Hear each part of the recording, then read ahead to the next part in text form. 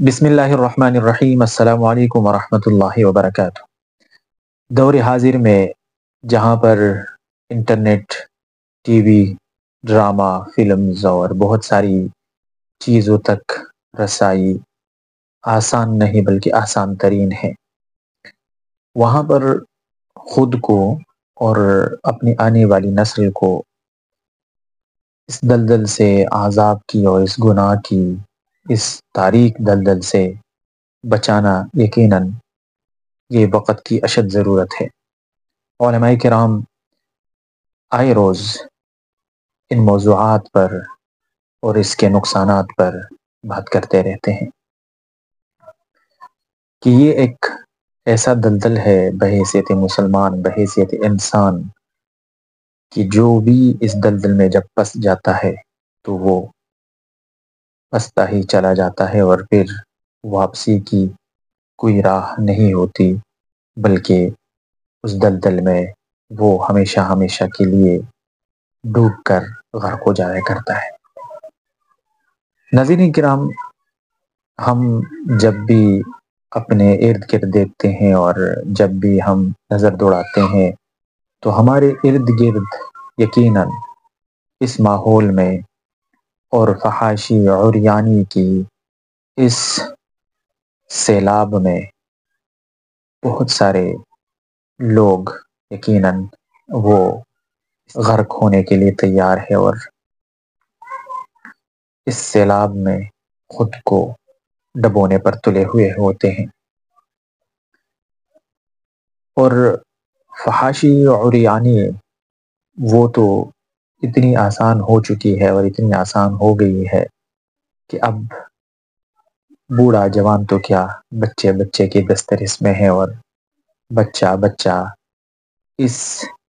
چیز کو بآسانی سمجھتا ہے اور اس چیز کو بآسانی اس سے محظوظ ہوتا ہے، اس سے لطف اندوز ہوتا ہے، اس سے مزے لیتا ہے۔ تو یقیناً اس چیز کو جب ہم دیکھتے ہیں اور سوچتے ہیں کہ ہم یقیناً بہت بڑے دلدل میں پس چکے ہیں اور اس دلدل سے واپسی کا ایک ہی رستہ ہے اور وہ رستہ ہے اللہ اور اس کے حبیب صلی اللہ علیہ وسلم کی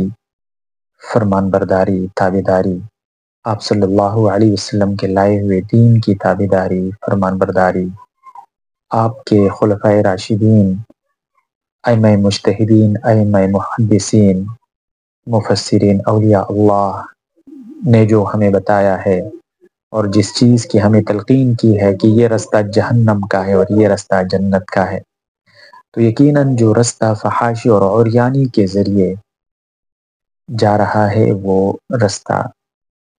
جنت کا نہیں ہو سکتا، وہ نیک لوگوں کا، صلحاء کا رستہ نہیں ہو سکتا، بلکہ وہ رستہ ہے جہنم کا، شیطان کا رستہ ہے، اور شیطان اس رستے پر بیٹھ کر لوگوں کو جہنم کی طرف بلا رہا ہوتا ہے، جبکہ جنت کا رستہ در بظاہر تو مشکل نظر آتا ہے۔ ان چیزوں سے خود کو بچا کر اپنی زندگی،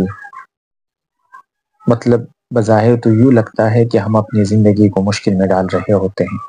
لیکن در حقیقت ہم اپنی زندگی کو آسان کر رہے ہوتے ہیں،